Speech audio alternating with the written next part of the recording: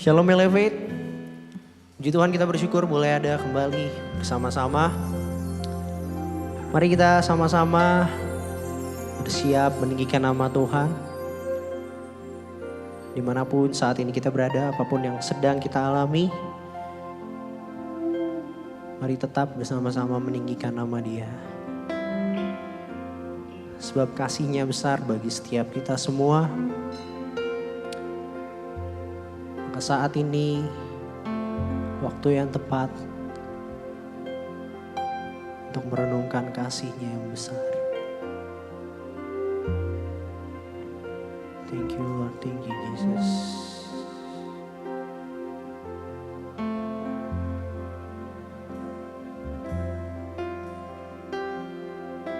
For God so loved the world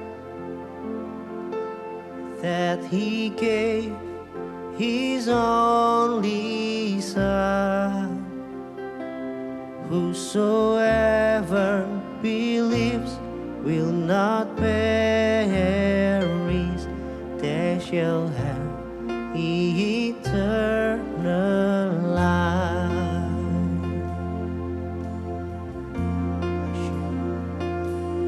I shall hold to the cross, I shall hold to God alone. For His love self-feds me,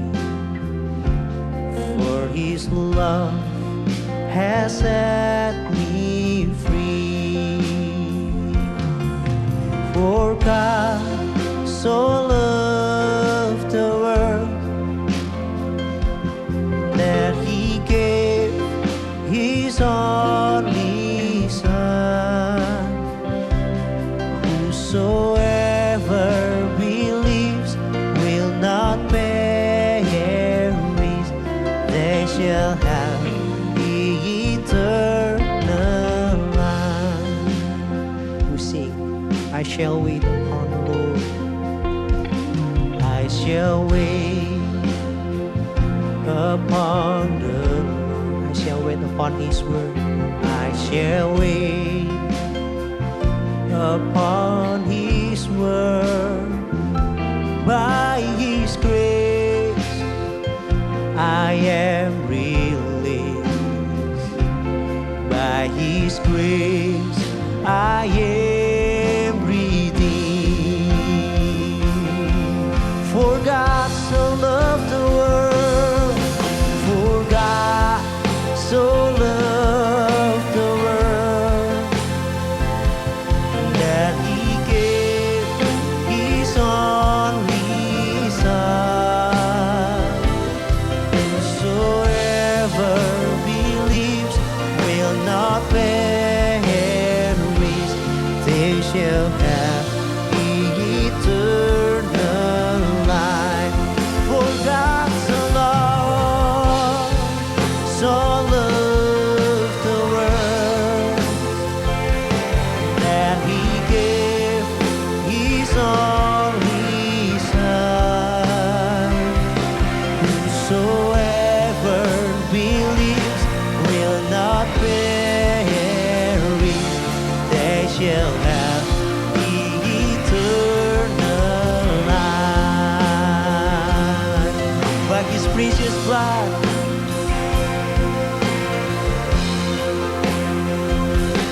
for the glory of Jesus' name, I surrender all now to Christ alone. In Jesus I am saved. By His precious blood, by His precious blood, I have been set free.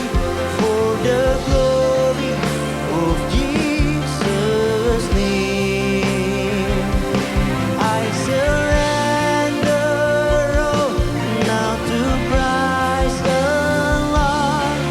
In Jesus I am saved. For God so loved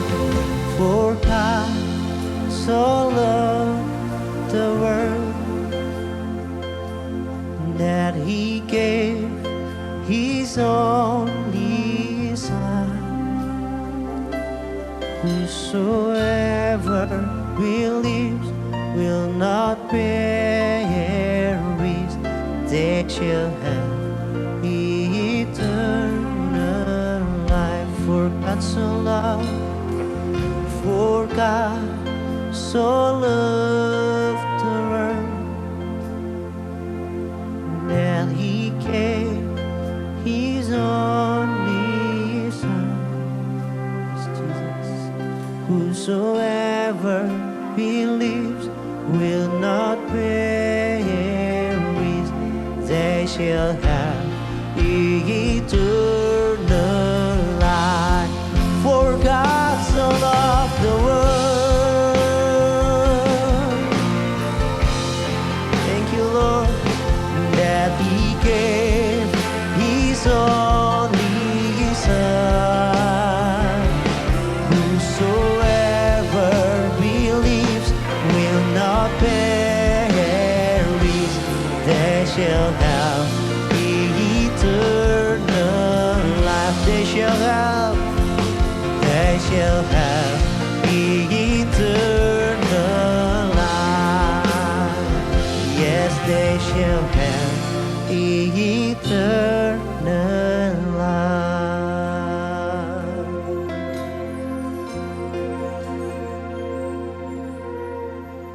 Terima kasih buat kasih-Mu Tuhan. Hanya oleh anugerah-Mu, hanya oleh kasih-Mu, kami punya kesempatan yang baru. Kami punya kesempatan untuk menikmati kehidupan kekal yang akan datang. Hari ini, saat ini, izinkan setiap kami meninggikan nama-Mu Tuhan. Bukan hanya dengan mulut kami, bukan hanya dengan setiap lirik-lirik lagu yang indah, tapi dengan segenap hati kami menunjukkan kasih kami kepadamu Tuhan. Inilah pujian penyembahan kami di hadapan-Mu. Semua hanya untuk kemuliaan nama-Mu Bapa. Dalam nama-Mu kami berdoa dan kami siap meninggikan nama-Mu lebih lagi. Mari sama-sama katakan amin. Boleh kita berikan sorak-sorai yang terbaik buat Tuhan kita. Kita siap meninggikan nama Tuhan. Kami terpaku, kami kagum akan kasih-Mu Tuhan. Boleh bersama-sama kita bertepuk tangan. Yes.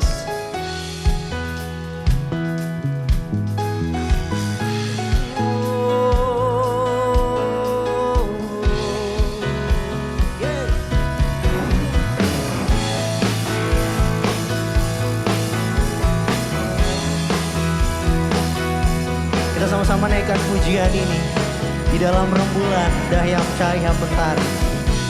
Katakan, dalam rembulan dan cahaya mentari, gelap badai dan indahnya pelangi, dalam tangisan dan wajah berseri,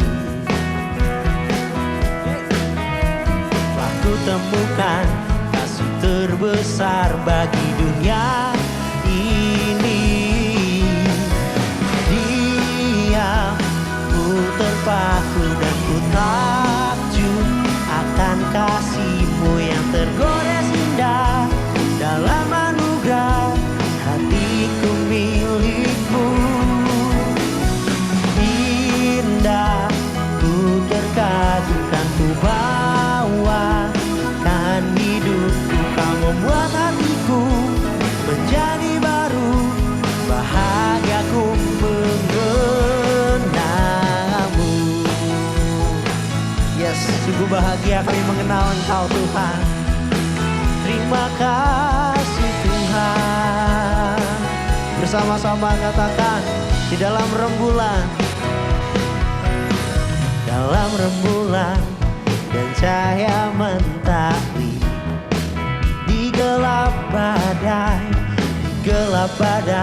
dan indahnya pelangi, dalam setiap suka duka tangis kami, dalam tangisan dan wajah berseri, telah kami temukan satu kasih, telah telah kutemukan kasih terbesar bagi dunia ini.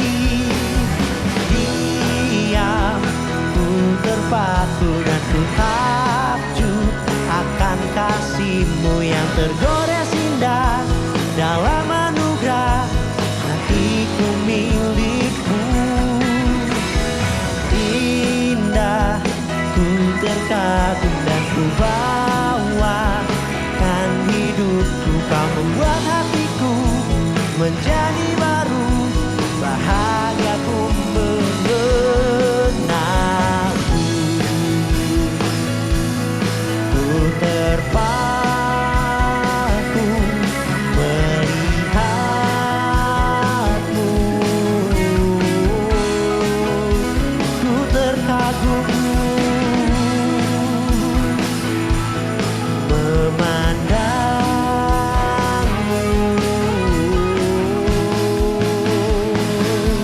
Bersama-sama katakan,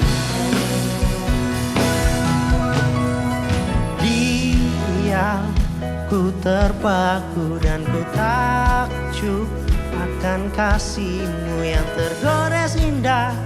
Dalam anugerah hatiku milik-Mu. Kami kagum Tuhan, ku terkagum dan ku bawakan hidupku. Kau membuat hatiku menjadi baru, bahagiaku mengenal. Dia, ku terpaku dan ku takjub akan kasih-Mu yang tergores indah. Dalam anugerah hatiku milik-Mu Tuhan. Indah, ku terkagum dan ku bawakan hidupku. Kau membuat hatiku menjadi baru, bahagiaku mengenalmu. Oh, bahagia kami mengenal-Mu Bapa. Kita berikan tepuk tangan sorak-sorai yang terbaik buat Tuhan kita. Mari persiapkan hati kita, persiapkan pikiran kita mendengarkan firman-Nya. Bila saat ini Bapa menjadi waktu yang tepat buat kami belajar, buat kami mengerti kehendak-Mu, dan membuat kami lebih lagi mencintai-Mu. Ya Tuhan.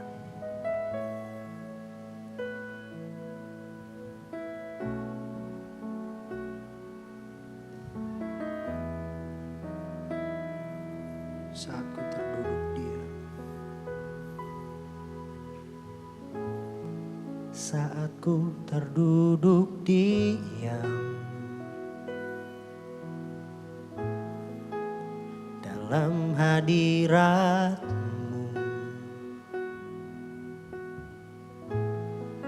merenungkan kasih-Mu yang tak pernah hilang di hidupku.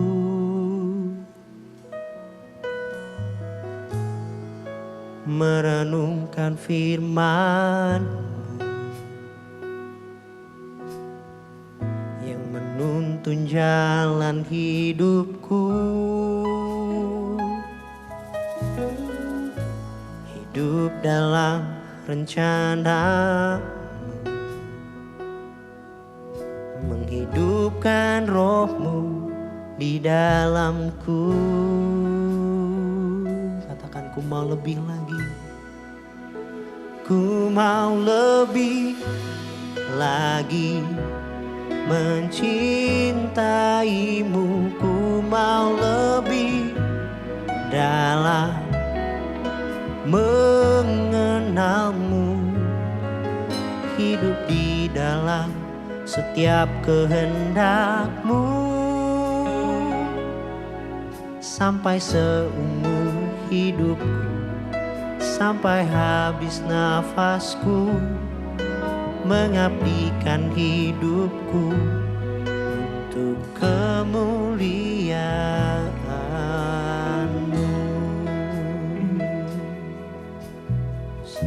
ku terduduk diam, saat ku terduduk diam di dalam hadirat-Mu, dalam hadirat-Mu,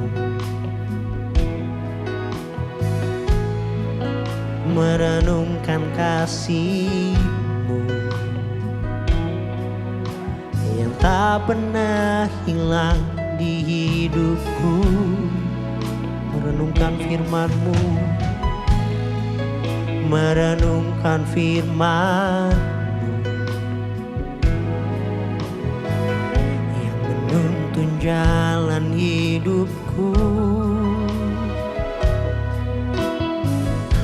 hidup dalam rencana-Mu, menghidupkan Roh-Mu di dalamku. Ku mau lebih lagi mencintaimu, ku mau lebih dalam mengenalmu, hidup di dalam setiap kehendak-Mu, sampai seumur hidupku, sampai habis nafasku, mengabdikan hidupku untuk kemuliaan-Mu. Ku mau lebih lagi mencintaimu, ku mau lebih dalam mengenalmu, hidup di dalam setiap kehendak-Mu, sampai seumur hidupku, sampai habis nafasku, mengabdikan hidupku untuk kemuliaan-Mu. Katakan dengan lembut, ku mau lebih lagi mencintaimu, ku mau lebih dalam mengenalmu, hidup di dalam setiap kehendak-Mu, sampai seumur hidupku, sampai habis nafasku, mengabdikan hidupku untuk kemuliaan-Mu. Katakan lagi, ku mau lebih lagi mencintaimu, ku mau lebih dalam mengenalmu, hidup di dalam setiap kehendak-Mu, sampai seumur hidupku, sampai habis nafasku, mengabdikan hidupku untuk kemuliaan-Mu. Ku mau lebih lagi mencintaimu, ku mau lebih dalam mengenalmu, hidup di dalam setiap kehendak-Mu,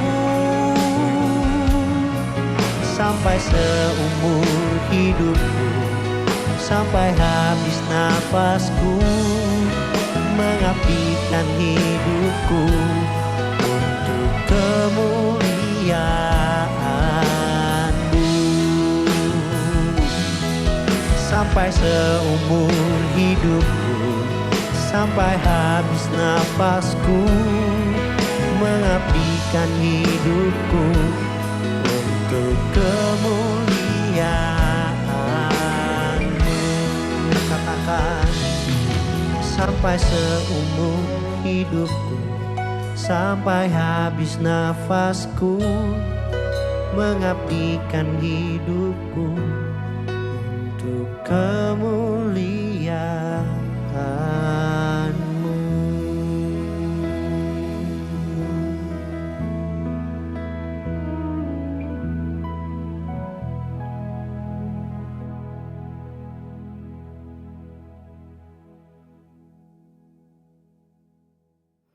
Shalom Sobat Elevate, berjumpa lagi di Elevate Service pada hari ini.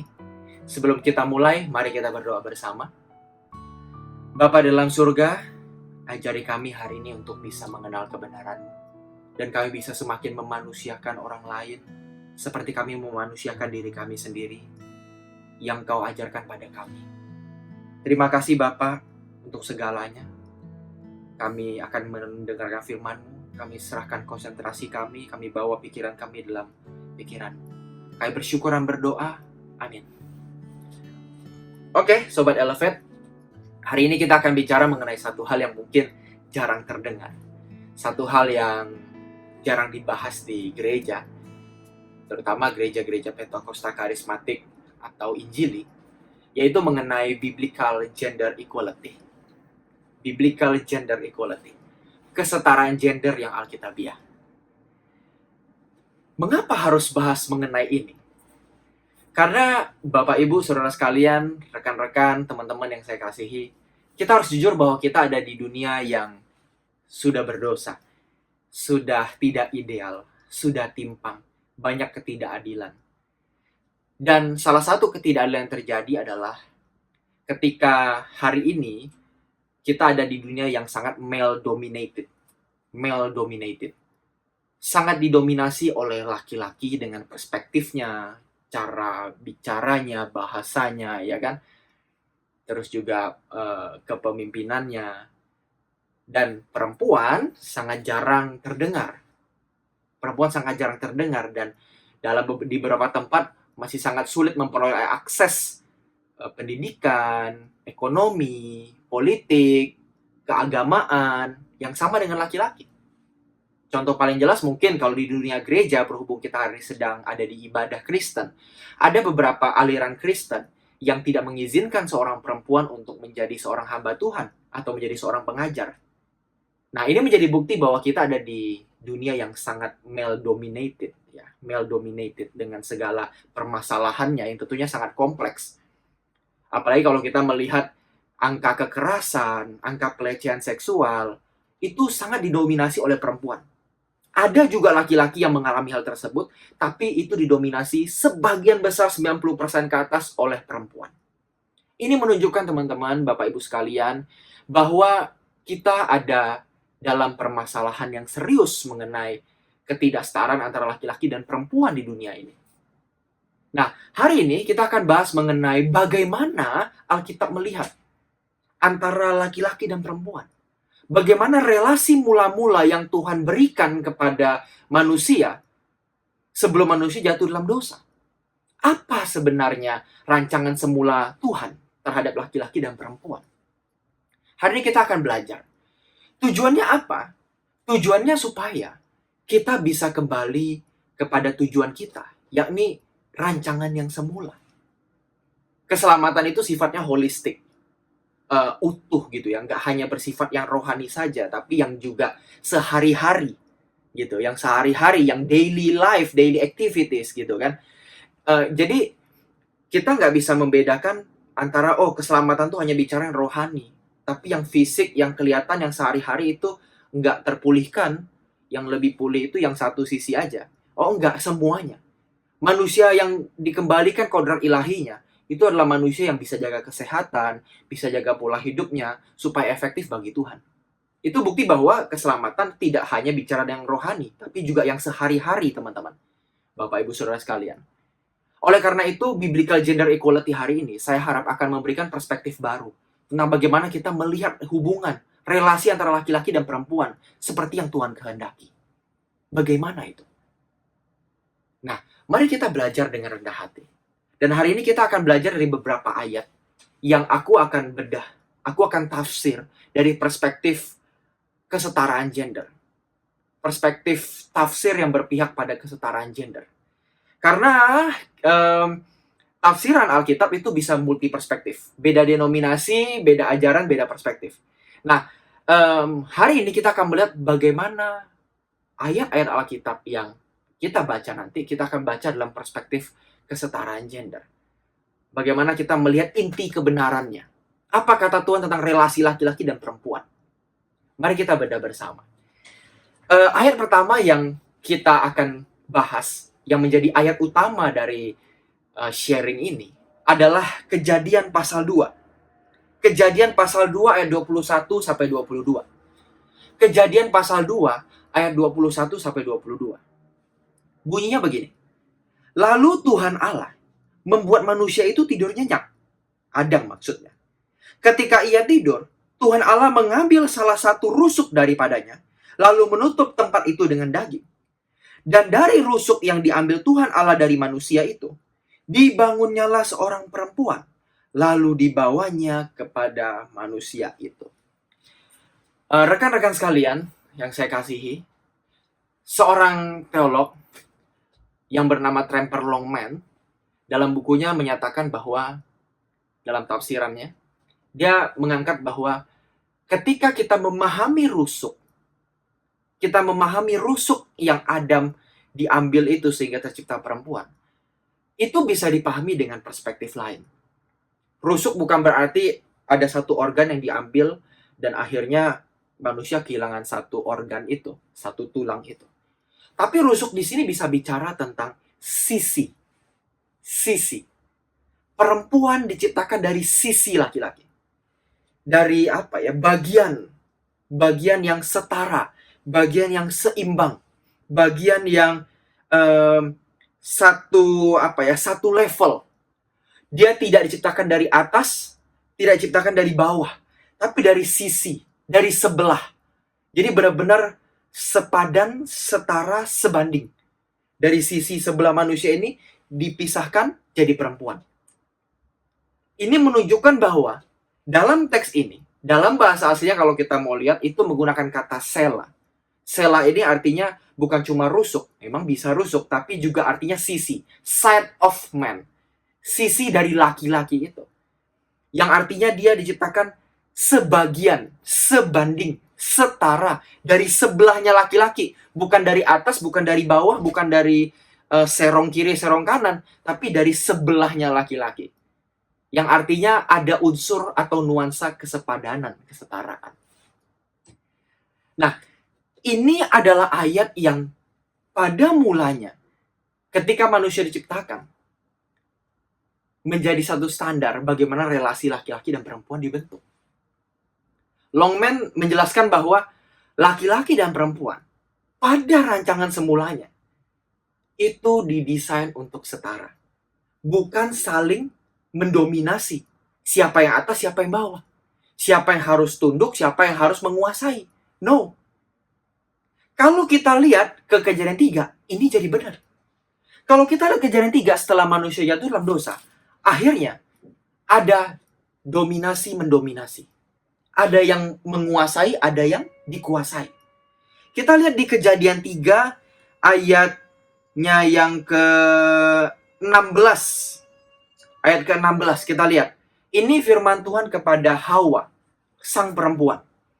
Kejadian 3 ayat 16. Firman-Nya kepada perempuan itu, susah payahmu waktu mengandung akan kubuat sangat banyak. Dengan kesakitan engkau akan melahirkan anakmu. Perhatikan, ini kalimat terakhir yang menunjukkan adanya dominasi. Akhirnya sekarang ada hierarki antara laki-laki dan perempuan. Namun engkau akan berahi kepada suamimu, dan ia akan berkuasa atasmu. Mulai kejatuhan manusia dalam dosa, baru mulai muncul ada kata atasmu. Ada atas, ada bawah. Ada menguasai, ada dikuasai.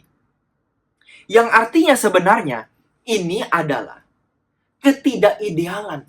Ini bukan yang Allah ingin. Yang hari ini kita alamin, yang hari ini kita lihat, kenyataan di mana banyak perempuan yang tertindas, mengalami pelecehan seksual gitu ya. Itu bukan yang Tuhan inginkan. Banyak perempuan yang menderita, banyak perempuan yang tidak bahagia dalam rumah tangga. Banyak laki-laki juga yang tidak bahagia dalam rumah tangga karena merasa ya istrinya tidak lagi menyenangkan seperti dulu, ada yang lebih baik di luar gitu ya. Ini bukan yang Tuhan inginkan. Disclaimer dulu bagi kita semua. Di sini saya sedang tidak berbicara bahwa laki-laki harus diturunkan, kita menjatuhkan derajat laki-laki untuk mengangkat derajat perempuan. Bukan. Di sini kita melihat dengan perspektif yang lebih imbang. Ingat tadi di awal saya sudah katakan bahwa kita ada di dunia yang sangat male dominated. Tanpa perlu dibicarakan pun laki-laki sudah dapat posisi yang khusus, dapat posisi yang tinggi. Menjadi seorang laki-laki itu udah menjadi sebuah privilege. Udah jadi sebuah privilege ketika kita hadir di dunia ini. Nah, sedangkan perempuan itu memperoleh posisi yang belum pantas. Yang seringkali bahkan dilihat sebagai sosok yang harus ditundukkan. Ya kan? Harus ditaklukkan. Kan kita begitu ya. Di masyarakat kita melihat bahwa perempuan itu seolah-olah harus ditaklukkan, harus ditundukkan, terus akhirnya dijadikan milik seorang laki-laki gitu ya, semacam properti gitu. Nah, ini kan tidak berimbang. Nah, kita hari ini mau mengangkat supaya perspektifnya lebih berimbang. Jadi bukan menjatuhkan, tapi kita mengangkat. Kita melihat dari perspektif yang lain. Tentunya akan mengakibatkan beberapa orang yang mungkin agak alergi atau iritasi dengan apa sih gitu. Kok ngomongnya begini? Ya, pasti. Tapi inilah konsekuensi dari kebenaran. Kalau kita mau melihat bahwa Alkitab pada mulanya tidak menggariskan mengenai laki-laki di atas, perempuan di bawah, kita akan jujur bahwa bilang, ya betul, di awal penciptaan manusia, itu laki-laki dan perempuan itu setara. Tapi karena kejatuhannya dalam dosa, mulai ada dominasi, mulai ada hierarki, mulai ada subordinasi, ada penundukan. Jadi sebenarnya yang Tuhan ciptakan itu relasinya adalah setara, sepadan. Dan ini kita harus akui. Di Kejadian 2 menyatakan itu. Kita harus dengan rendah hati berkata bahwa laki-laki dan perempuan sepadan, setara. Dalam berbagai hal.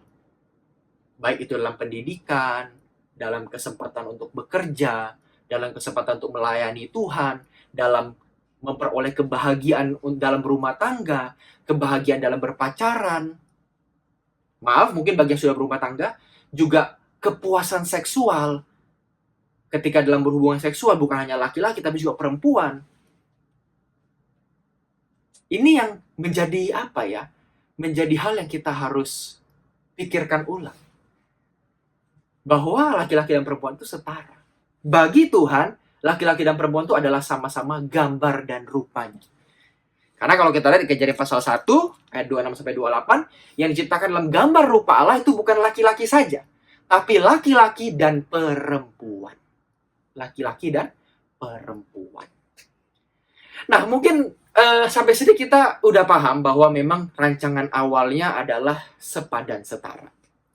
Tapi permasalahan yang timbul, bagaimana dengan teks lain? Ada teks-teks lain di Perjanjian Baru yang mengesankan perempuan itu di bawah laki-laki.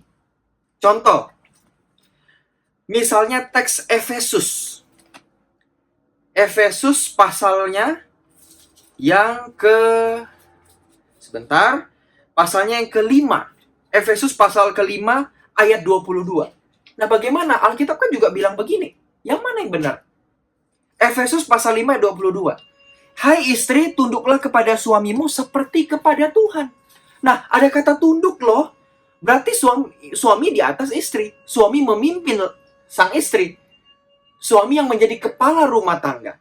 Menjadi pemimpin absolut dari rumah tangga. Ini kan kata firman Tuhan juga. Jadi yang mana yang benar?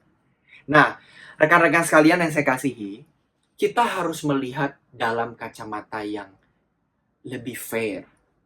Dengan kacamata yang lebih yang lebih adil, ya. Ingat bahwa apa yang Paulus tulis ini adalah setelah kejatuhan manusia dalam dosa. Dalam struktur masyarakat yang sudah corrupted by sin, sudah tercemar oleh dosa. Dan ada permasalahan-permasalahan di jemaat Efesus yang akhirnya membuat Paulus untuk memberikan satu pernyataan khusus mengenai hal ini. Nah,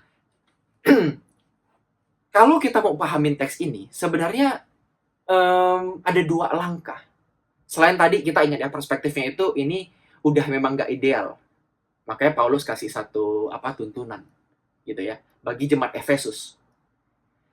Ada dua hal yang kita harus pahami tentang ayat ini, Efesus pasal 5.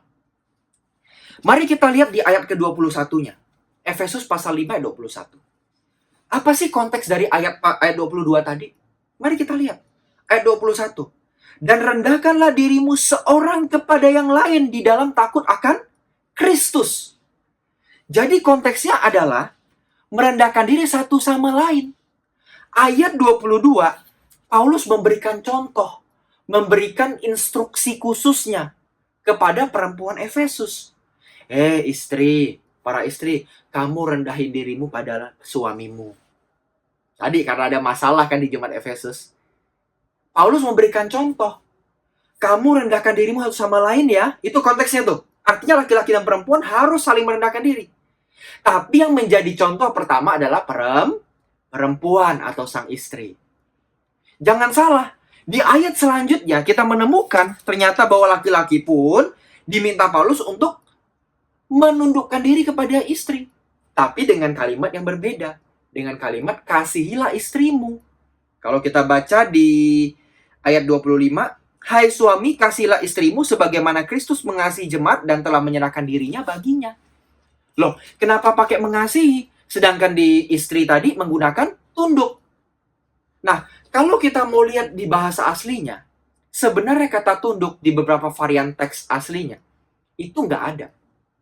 Di beberapa varian teks yang mula-mula yang umurnya agak tua, di teks perjanjian baru yang umurnya agak tua, itu nggak ada kata tunduk. Nggak ada kata tunduk. Jadi bunyinya, hai istri kepada suamimu seperti kepada Tuhan.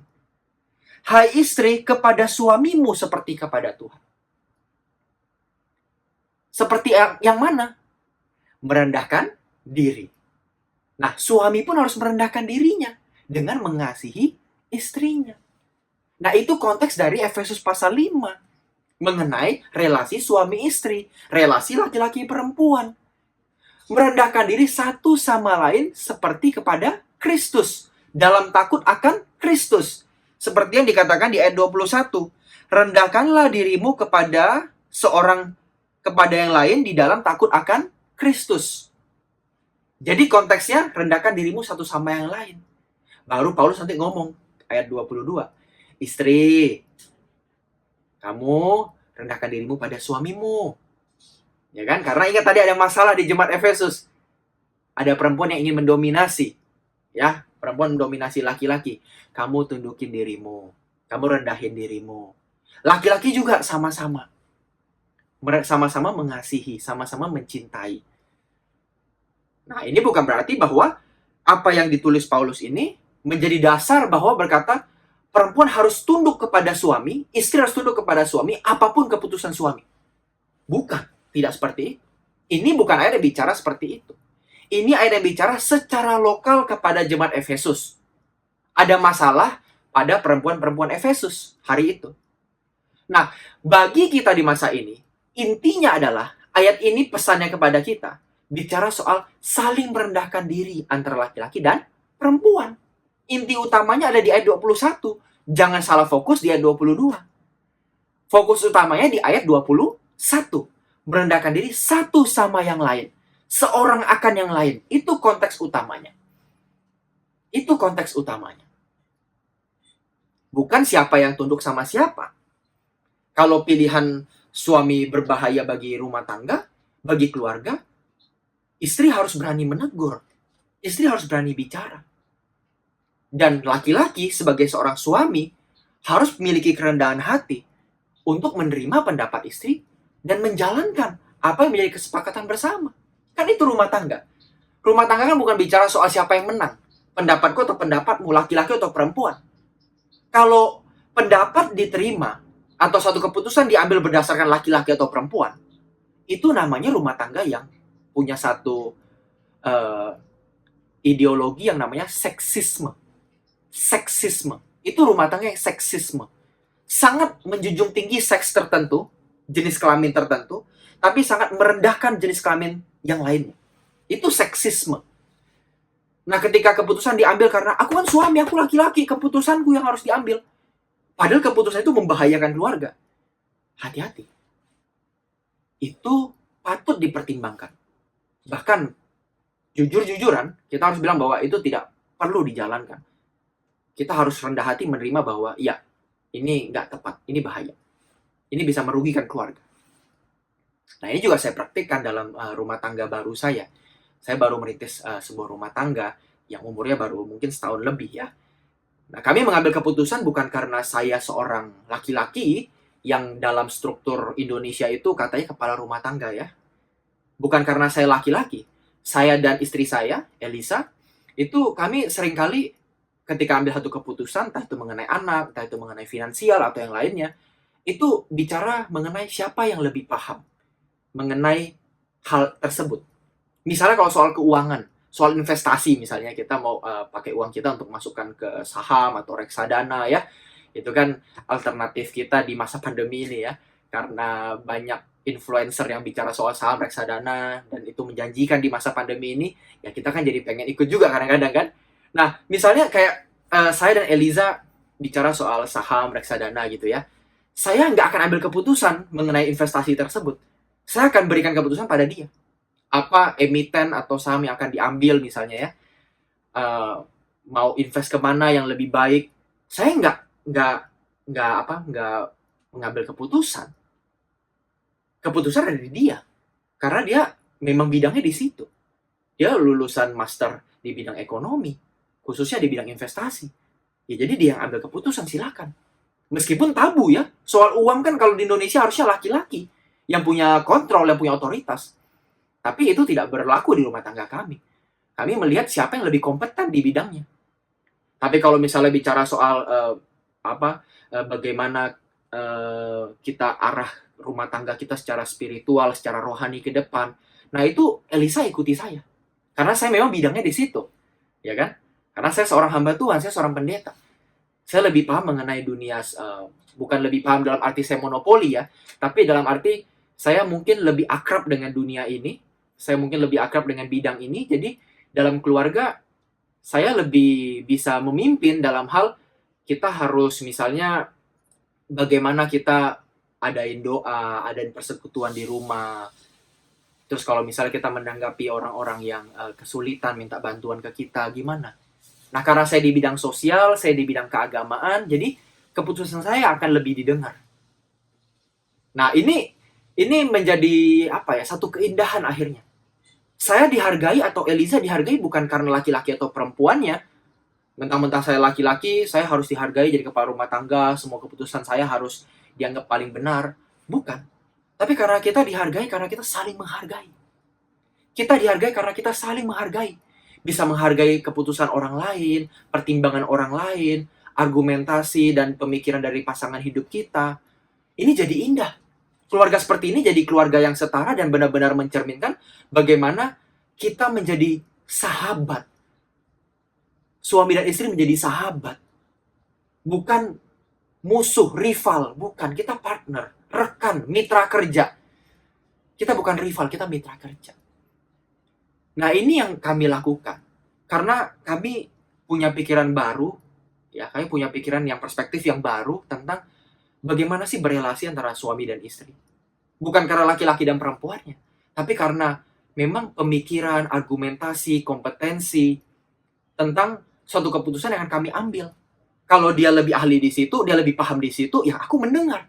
Tapi kalau aku di bidang itu aku lebih paham, aku lebih ngerti, dan aku bisa menuntun, ya ayo dengarkan aku. Kita jalan sama-sama. Jadi keputusannya bukan keputusan satu orang, tapi akhirnya jadi keputusan dua orang. Keputusan bersama. Nah ini kan indah. Keluarga seperti indah. Ketimbang kalau misalnya kita memaksakan kehendak kita hanya karena kita menggunakan misalnya ya otoritas kita sebagai laki-laki misalnya. Untuk kita yang laki-laki ini. Ini kan jadi akhirnya bukan keputusan dijalani bersama. Kalau gagal akhirnya yang disalahin siapa? Tuh kan? Ya kan seringkali kan gitu kan? Tuh kan udah gue bilang dulu. Nah ini kan jadi kadang-kadang masalah ya. Tuh kan itu dua kata yang seringkali menyiratkan bahwa kamu keras kepala sih. Aku udah bilang begini-gini, aku lebih paham, tapi kamu merasa bahwa kamu lebih benar. Nah akhirnya ada kata tuh kan, kalau gagal gitu, tuh kan udah aku bilang. Nah ini kan akhirnya jadi salah menyalahkan. Kenapa bisa banyak salah menyalahkan di keluarga? Ya karena tidak ingin mendengar, tidak bersedia menyediakan diri untuk membuka diri pada orang lain. Pada pasangan hidup terutama. Yuk, rekan-rekan sekalian, mungkin yang belum berkeluarga atau yang sudah berkeluarga, yang bagi yang belum ya nggak apa-apa. Ini bekal bagi kita. Bahkan ketika kita nanti mulai berpacaran atau kita melihat lawan jenis kita punya pandangan yang sejajar, setara. Bukan karena aku laki-laki, bukan karena aku yang memimpin, aku yang harusnya jadi kepala gitu ya. Tapi karena memang aku bisa dihargai karena aku menghargai orang lain. Gitu. Nah, terus gimana dengan ayat lain yang bicara soal perempuan tidak boleh mengajar dalam 1 Timotius? Itu kan juga ayat yang bermasalah. Ya kan? Mungkin ada yang bertanya, itu juga gimana tuh? Nah, kita harus pahami bahwa di jemaat Efesus, di mana Timotius melayani, Paulus tulis surat kepada mereka, itu juga ada masalah. Ada masalah. Ada masalah kepada perempuan-perempuan di Efesus, di mana surat Timotius itu ditulis. Nah, itulah kenapa Paulus memerintahkan bahwa perempuan tidak boleh mengajar. Khusus di jemaat Efesus. Tapi apakah di jemaat lain boleh? Boleh. Paulus tidak anti perempuan. Tidak anti perempuan mengajar. Buktinya siapa? Apakah teman-teman ingat satu orang di Roma, rekan kerja Paulus, yang bernama Priscilla? Priscilla itu seorang perempuan. Dan dia, dalam biografi Kristen, itu tercatat sebagai seorang guru, seorang pengajar. Priscilla. Nah, ini sahabat Paulus. Kalau Paulus anti perempuan, tidak suka perempuan mengajar, pasti Paulus akan melarang Priscilla juga menjadi seorang guru. Pasti akan dilarang menjadi seorang guru. Tapi faktanya, Priscilla tercatat sebagai seorang guru di Roma. Ini berarti, nasihat Paulus bahwa perempuan tidak boleh mengajar, itu sifatnya kasuistik, sifatnya lokal, hanya pada satu tempat, yaitu pada jemaat Efesus. Itu tidak bisa kita terapkan pada seluruh keadaan di seluruh zaman. Apalagi pada zaman ini, ketika kita bilang, oh perempuan tidak boleh melayani mimbar, yang boleh melayani mimbar hanya laki-laki. Itu sangat tidak cocok. Karena Paulus bicara itu soal khusus di Efesus. Permasalahan yang khusus di Efesus. Jadi, jelas bahwa Paulus melihat bahwa perempuan dan laki-laki bisa mengajar. Punya akses yang sama untuk melayani jemaat dalam kebenaran firman Tuhan. Bisa. Nah, jadi jelas. Ayat-ayat yang tadi yang bermasalah, ya kan? Itu bisa kita selesaikan, bisa kita tuntaskan. Ada penjelasannya. Bahwa laki-laki dan perempuan, menurut Alkitab, itu adalah dua jenis kelamin, dua gender yang setara. Yang tidak boleh dipandang sebagai yang satu lebih tinggi, yang satu lebih rendah, yang satu pemimpin, yang satu pengikut. Nggak boleh. Kita adalah rekan, kita adalah mitra. Pandangan Alkitabiah melihat bahwa laki-laki dan perempuan adalah dua sosok yang menjadi pendamping bagi satu sama lain. Nah, mungkin akan ada lagi yang bertanya, lalu bagaimana dengan perempuan jadi penolong laki-laki? Kalau penolong kan biasanya di bawah kan, dia menolong gitu loh. Laki-laki nggak mampu baru perempuan tolong. Seakan-akan perempuan itu hadir untuk menopang laki-laki, untuk mewujudkan cita-cita dan visi laki-laki. Itu gimana? Nah, dalam teks aslinya, kata penolong itu bahasa aslinya ezer. Ezer, itu di perjanjian lama, di kejadian juga. Penolong yang sepadan kan? Ezer. Nah, ezer di sini, ezer, itu juga digunakan kepada Tuhan. Dalam kitab Mazmur. Tuhan penolong Israel. Tuhan penolong Israel. Nah, apakah ketika Tuhan menjadi ezer Israel, penolong Israel, itu artinya Tuhan di bawah Israel? Kan enggak. Berarti kata ezer atau kata penolong tidak menunjukkan bahwa satu sosok lebih di bawah atau dikuasai, diminta untuk menopang satu sosok. Enggak. Ezer itu menunjukkan bahwa memang perempuan di situ menjadi sosok yang hadir untuk mengisi kehidupan laki-laki. Ada keseimbangan. Ada laki-laki, ada perempuan. Seimbang. Ada maskulinitas, ada femininitas. Seimbang. Kalau cuma maskulinitas, kurang lengkap. Makanya dikatakan Adam kesepian. Ya kan? Adam sendiri. Hadirlah Hawa. Ini jadi lengkap. Jadi utuh. Itu maksudnya penolong. Itu maksudnya penolong yang sepadan. Ada yang melengkapi. Ada oposisinya gitu loh. Ada plus, ada minus gitu. Kalau bahasa listrik ya, kelistrikan ada atom positif, ada atom negatif gitu kan. Nah, ini jadi melengkapi gitu. Ada yang maskulin, ada yang feminin, ini saling melengkapi. Dan dua-duanya baik, dua-duanya setara. Jadi, penolong itu bukan bicara soal laki-laki di atas, perempuan di bawah untuk menopang laki-laki, untuk mewujudkan visi dan cita-cita laki-laki, bukan. Karena Tuhan pun disebut sebagai Ezer atau penolong dari Israel. Nah, itu berarti bahwa Ezer itu atau penolong tidak menunjukkan adanya hierarki. Ya, enggak. Laki-laki dan perempuan itu setara. Nah, bukan hanya laki-laki dan perempuan, rekan-rekan sekalian. Kesetaraan gender itu juga bicara soal mereka yang mungkin, maaf ya, mereka transgender, ya kan? Mereka waria, transpuan. Itu mereka juga harus dilihat sebagai gambar dan rupa Allah. Gambar dan rupa Allah. Seringkali kita orang Kristen ketika melihat mereka yang transpuan, mereka yang waria gitu ya, atau perempuan ke laki-laki ya, translaki gitu, kita melihatnya jadi kayak kurang pas gitu. Kita melihatnya kayak kurang nggak seperti kita melihat laki-laki dan perempuan. Nah, ini jadi masalah juga nih terhadap mereka yang di luar laki-laki dan perempuan. Bagaimana sikap kita? Nah, kalau kita tadi balik ke Kejadian 1, apa sih yang Tuhan katakan tentang mereka? Mereka juga gambar dan rupa Allah. Meskipun Alkitab hanya bilang laki-laki dan perempuan. Nah, kita harus ingat, di Alkitab kan nggak mencatat semua hal untuk semua masa. Tapi kita bisa katakan bahwa semua manusia di Kejadian 1 itu adalah ciptaan Allah. Maka transpuan ya, terus juga translaki itu juga termasuk ciptaan Allah. Bahkan mereka yang, punya orientasi homoseksual, biseksual, lesbian, itu mereka juga adalah ciptaan Allah. Mereka adalah manusia yang segambar dan serupa dengan Allah. Kita harus menaruh perhatian, harus menerima mereka dengan hati yang lapang. Dengan hati yang lapang. Jangan dengan pandangan yang lebih rendah dibanding manusia yang pada tanda kutip ya, yang seperti pada umumnya. Jangan. Harus benar-benar melihat mereka itu seperti manusia, seperti saudara kita. Mereka adalah saudara kita dalam kemanusiaan dan dalam Tuhan. Lah, itu bagaimana jadi dong masalah seksualitasnya? Ya bagaimana? Ilmiah menunjukkan, sains menunjukkan bahwa orientasi seksual itu ada yang memang dari mereka kecil. Itu mereka nggak memilih untuk hal itu. Nggak ada orang yang memilih untuk, wah aku mau jadi transpuan, aku mau jadi translaki, aku mau jadi orang homoseksual, lesbian, biseksual. Nggak ada, mereka nggak memilih. Mereka dapat istilahnya gitu loh. Mereka dapat. Nah gimana? Kita terima mereka. Tapi tetap bagi teman-teman yang mungkin punya pergumulan itu sekarang, homoseksual, biseksual, dan lain-lainnya dalam iman Kristen, saya harus katakan bahwa kita harus menjaga diri kita.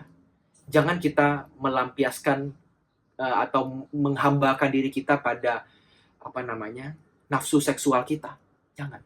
Sama seperti orang hetero juga lah, sama yang kayak kita yang laki-laki suka perempuan, yang perempuan suka laki-laki. Kita kan nggak boleh dalam tanda kutip berzina ya, nggak boleh melakukan hubungan seksual di luar pernikahan.